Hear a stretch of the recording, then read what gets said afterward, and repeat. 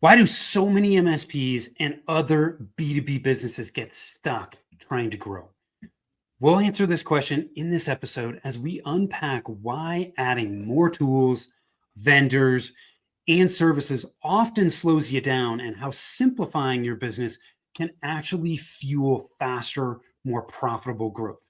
If you want your business to feel boring in a good way, this one's for you.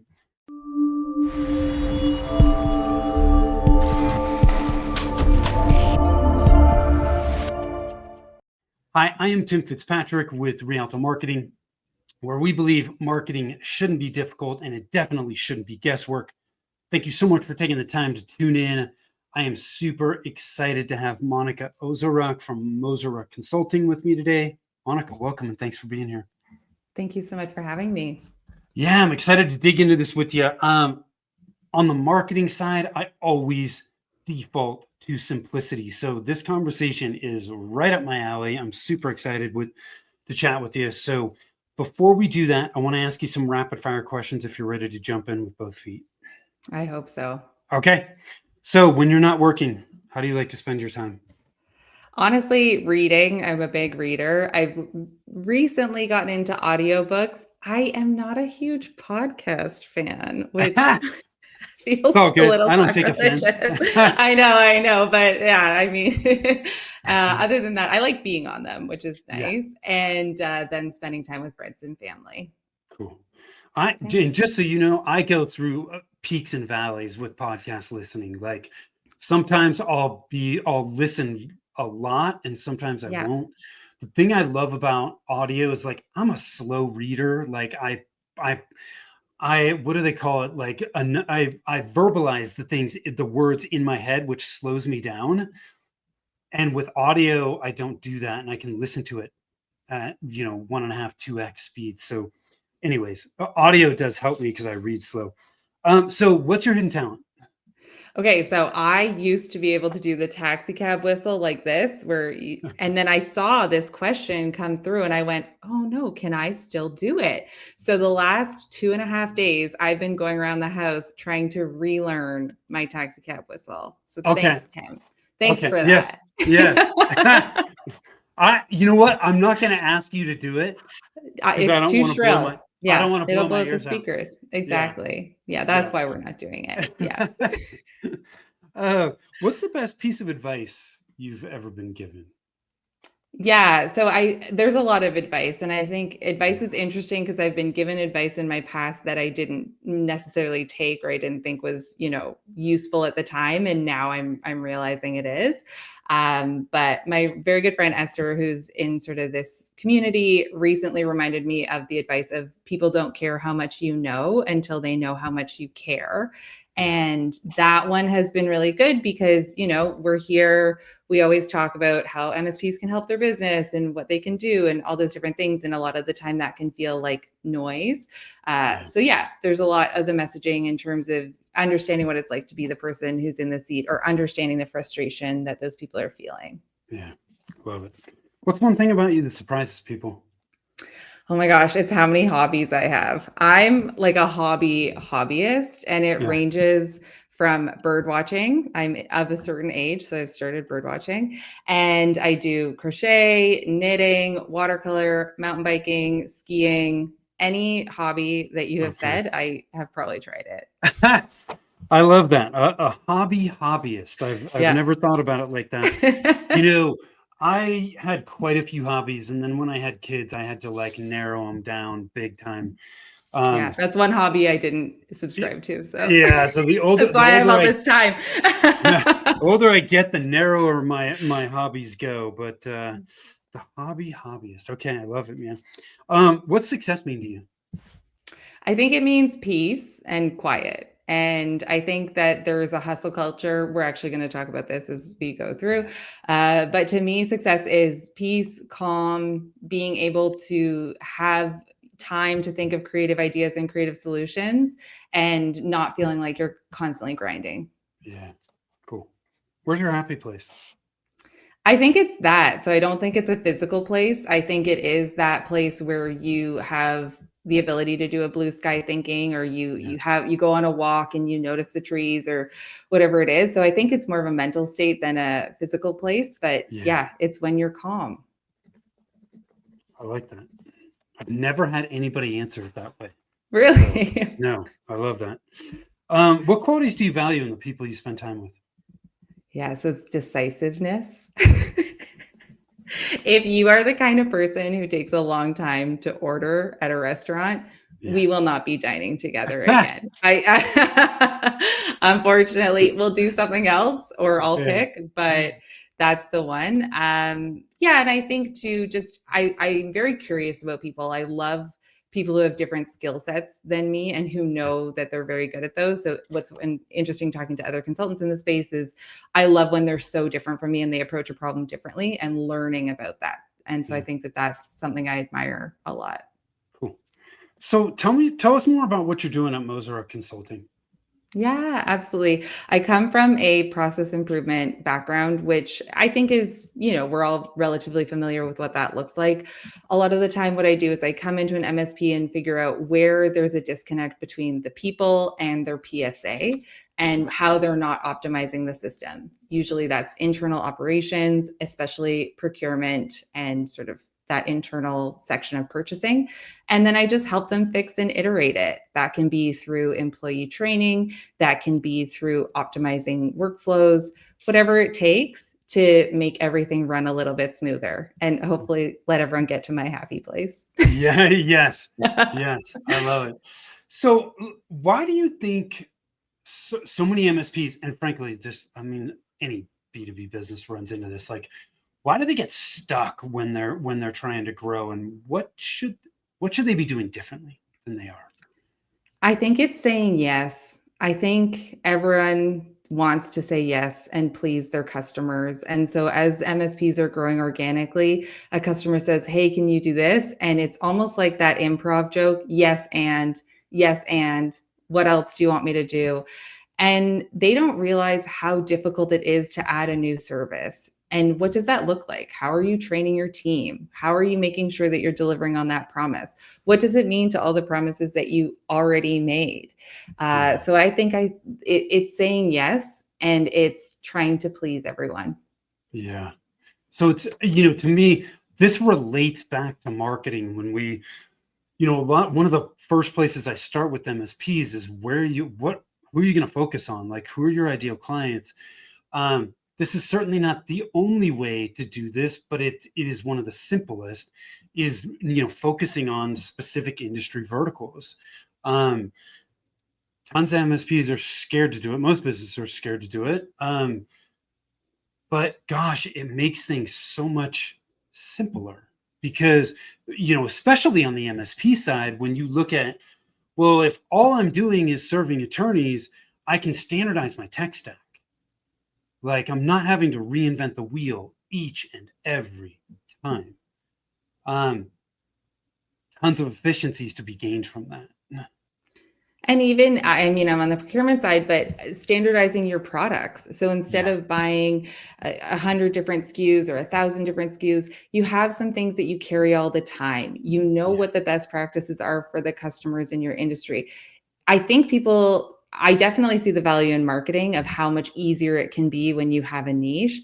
I don't think people realize how easy it is internally, operationally, when you have a niche. It yes, makes it so much easier for your team to understand your product offering, understand your service offering, and understand the training materials, everything that they've been given to do their jobs yeah. It just flows on down the line all from the way. marketing to sales to customer service and operations.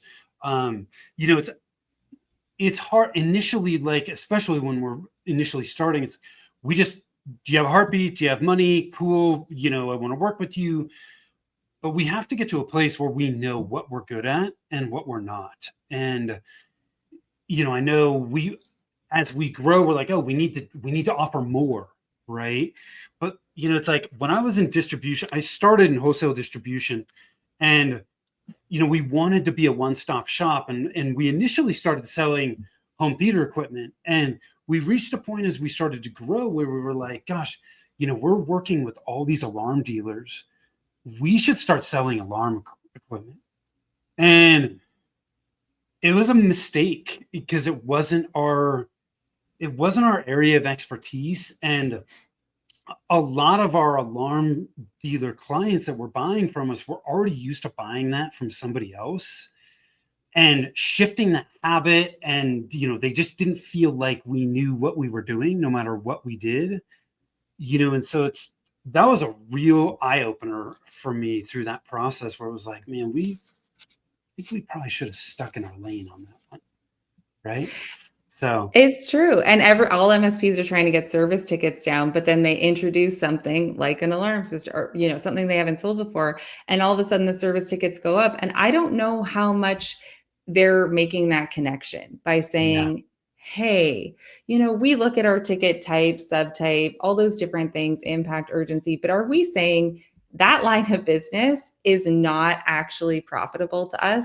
That's yeah, not helping our bottom line. Why don't we just do the easy stuff, the stuff that we're really good at, and carefully add, as opposed to add a whole new thing? If you're adding a new service and your service tickets are shooting up, it's time to take a look at what you're offering. yeah, that's a red flag, right? That's a huge red um flag.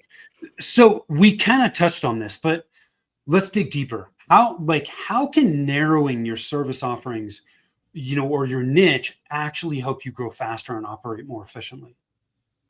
Yeah, from an operational standpoint, it comes down to training, and it comes down to making sure that your technicians are equipped to deal with the issues and actually know what your sales team is selling. For Yeah. me, when I come in, I always talk about a quote to cash, and I say, what are you quoting? How does it go through your PSA system? How are you invoicing for it? And it's so amazing to me when the salespeople are selling people that the invoicing team doesn't know how to bill for. It happens all the time. Uh, And it's scary. And I think that that's a huge liability. So, how can you grow? How can you scale? By making sure that when you're offering something or when you're selling a product, that everyone along that whole quote to cash chain knows what that looks like. And yeah. then go deeper on those customers. So, your top 20% of customers, if they're all asking for the same thing and you add that one thing, then you'll grow, then it will make sense. But don't add something that your bottom 10% customer asked you for. Yeah. Yeah. So, I mean, adding products or services to your mix should not be taken lightly. You need to think through the process before you actually choose to do it. Yeah. Maybe work backwards from invoicing. Start there. Yeah. Yeah. Well, and we touched on this. It's when you can simplify it, everything becomes easier, right? And you're not reinventing the wheel for every client. It sounds boring, right? And it may be boring, but if you want your business to be profitable and repeatable, it's okay to be boring. And I think boring is lovely. In supply chain, there's something called run state, which is when everything is working exactly as it's supposed to be working. And there's no blips, nothing shows up on a radar. There's sort of no outliers. You can think of it as an assembly line. It's just ticking along and everything's good. And that is so scary for owners. Owners actually, when I come in and I get them to a calm state, the first month or two after they hit that, they do not like it. They think that because things are quiet, that because there's no fires, that something must be wrong. And I think that that's something that we have to unlearn as MSP owners. You guys don't have to be so stressed out. It actually is nice to try and get there, but it takes a lot of training, a lot of support, and you always have to be looking for bottlenecks or issues in your quote to cash flow to try Yeah. and just make sure that you're continually trying to improve and look at those little things. But yeah, I think MSP owners are used to fighting fires, and Yeah. that's what they've always done. And I have a lot of empathy for that because it's only getting more complex. And I'm sure you've Right. seen this too. Their environment is only getting more complex. So I think the reaction is to feel like you have to become more complex to solve the problems. Yeah. But you don't, right? I'm trying to remember the quote about simplicity, and I think it was Leonardo da Vinci, where it's like, um, God, it's like simplicity is the ultimate sophistication, something like that. Um, it's it's not easy to boil things down to their simplest form, but when you can do that, you eliminate complexity completely, which complexity with what you're doing, with what I'm doing on the marketing side, like if there's complexity there, it is very difficult to troubleshoot and, and fix when you run into problems. So, man, yeah. Silence is not a bad thing, right? If your support tickets are going down, it's not a bad thing. It means you're doing a lot of things right. So what are some operational changes that MSPs or other service businesses can make to scale more profitably, right? Without adding yeah, more people or complexity. It's removing, and I think that that's always the most shocking thing that my clients have when I first engage with them. We'll do an agreement audit or we'll do all their contracts and we'll say, let's take all your contracts, let's look at every single thing that you offer as a recurring revenue, and let's group them together and say, what's this line of business and this SLA offering? And they're shocked that they might have 30 different contract types and three of them are exactly the same, but they're selling them at different prices. They are surprised that they have some that are not profitable at all. And my suggestion is always to fire those contracts and to get rid of customers, which is Yeah. not fun. But that is the fastest way to make more money immediately. And it's not necessarily you're not making more top line revenue, but you are making more margin. And so if Yeah. you want to immediately improve your margin, it's actually a subtraction and a takeaway of things that are losing you money Yeah. versus doing more. And I think that's very surprising, but it's about cleaning up before you start putting anything new in. Yeah. Yeah. Yeah. So it's almost like I'm not a gardener, but I've heard people give the analogy of like pruning things back, right? Yes, When a tree or a plant has dead branches, we got to remove that stuff first if it's really going to grow and flourish, right? And that's the absolutely. exact process you just described. It's like what's broken, what's not working for us. We need to remove that, right? You touched on clients a little bit earlier, right? It's not uncommon for people to look at it and go, oh my gosh, like our bottom 10% of clients are taking 80% of our time. This is this is not profitable. We need to get rid of these people. Yeah. It's Absolutely. not that they're bad people, they're just not good people for our business. And so we need to get rid of that, right? Um, and like you said, that's a big mindset shift.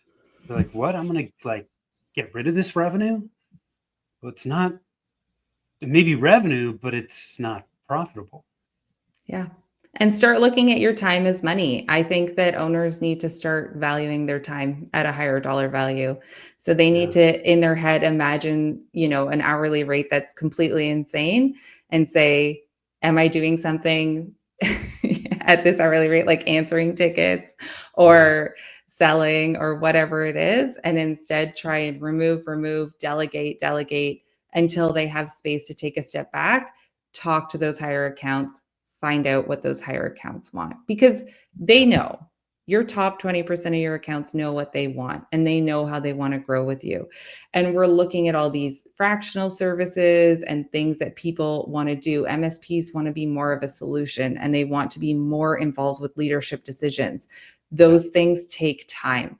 And I think the failure is that people try to start doing that without making any time for it. They just are squeezing more and more things into a package where if you remove, make some space, make some time, then you can start being more of a thought leader in your niche.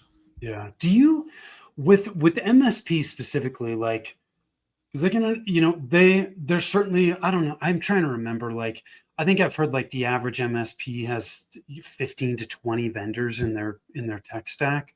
Um, which, I think it's challenging, right? Because you don't want to put all your eggs in one basket. Sometimes a great vendor shifts and they're not so great anymore. So you have to have some redundancy, but you don't need like 3 or 4 vendors in the same category, right? How do you think about that? Well, it's hard because I come from a purchasing background. So when Yeah. I was purchasing, we used to have RFPs and we would put a needs requirement document together. So we would have a Yeah. request for proposal and people would have to bid on the proposal. And you have to determine what your needs are before you buy a software or before you buy a tool. And I don't think everyone does that. Yeah. Also, part of determining what your needs are, does anything you own already do that job? Because I want to see a heat map of Yeah. someone with all their tools, and I want to know what percent of the software they actually use. I want to know how deep they go on Yeah. each of their tools. With PSAs specifically, most of my clients, when I engage with them, are using 30 to 40% of the functionality in their PSA. So Yeah. they are paying 100% for something that they are barely scratching the surface. And then there's another shiny tool that they've bolted on that they could take away and they could use their PSA to do. Yeah. So again, simplifying, Always removing. Yeah. That's removing. your Yep. default. Yep. So if there was one big takeaway, it's remove things before you default to adding. Always. Yeah. So awesome. What any other last minute thoughts you want to share with us or dig into before we wrap it up? No, I think that the industry is going this way. So I'm really curious to see in, the next 3 to 5 years, I think all MSPs will have a vertical. I think that they all the really successful ones, the ones that we're going to see that grow, have a clear message, a clear marketing message, a clear niche, and they've operationalized internally to serve that niche. So I Yeah. just want to say it just in case I'm right. I appreciate you putting it out there because well, I always that's one of the first things that we look at when we work with clients. I have a client right now that was looking at um, engineering firms and financial services firms. When we initially did the research to look at competitors, to try and find competitors that specialized in one of those two verticals, in our research, and I'm sure there are more than this, but we couldn't even find a handful. There were plenty of MSPs that had those verticals listed in like these are the industries we serve page. So they had an engineering page, but it was one of like 8 pages of verticals they serve. Less than a handful that actually said on their homepage, we specialize in serving engineering firms. Less than a handful for both of them. So, it's like when you think about that, if you have if you're willing to go down that path, the competition is almost non-existent. Wouldn't that be Almost, nice? Yeah. yeah. And it becomes so much easier to market because they're like, where do engineering firms go? Well, they only go to a very narrow section of they only go to a narrow place, right? And when you create that list of where they are, then you can go there to get right in front of them rather than being like, hey, let me jump on let me go to a networking event and see if maybe there's somebody there that might want to work with us. Yep. And you'll be able to deliver on operations and your team will be happier. Your Yes. internal team, we didn't even touch culture, but your internal team will be happier because they'll know what it is that they sell. Yeah. Well, they have clarity, They have right? clarity. Right. And when you have clarity, well, it goes back to what you touched on in the beginning, right? When you have clarity, it that leads to peace, Yeah. right? It and that keeping things simple eliminates the chaos, right? You can't have peace when there's chaos, Couldn't have right? said it better myself. Yeah. Yeah. Love it. Awesome. Monica, thank you so much for taking the time. I really appreciate it. Where can people learn more about you? Yeah, so my website's below, moseretconsulting.com. I also have a YouTube channel where I share ConnectWise tips specifically, and that is Monica Ozarek. Awesome. I love it. Go connect with Monica. She's been great to connect with. This is the second time I've connected with you. She obviously knows what she's doing. So if you need some process improvement, if you've got chaos, go reach out to Monica. She'll turn chaos into peace. So I love it. Those of you that are watching, listening, thank you. Appreciate you. If you want to connect with us, you can do that over at rialtomarketing.com. The other resource we've got for you is over at revenueroadblockscorecard.com. When we help clients build their engine, we remove roadblocks in 9 key areas. If you want to know which of those areas are slowing down your growth, that's where you can do it. Take advantage of it. And until next time, take care.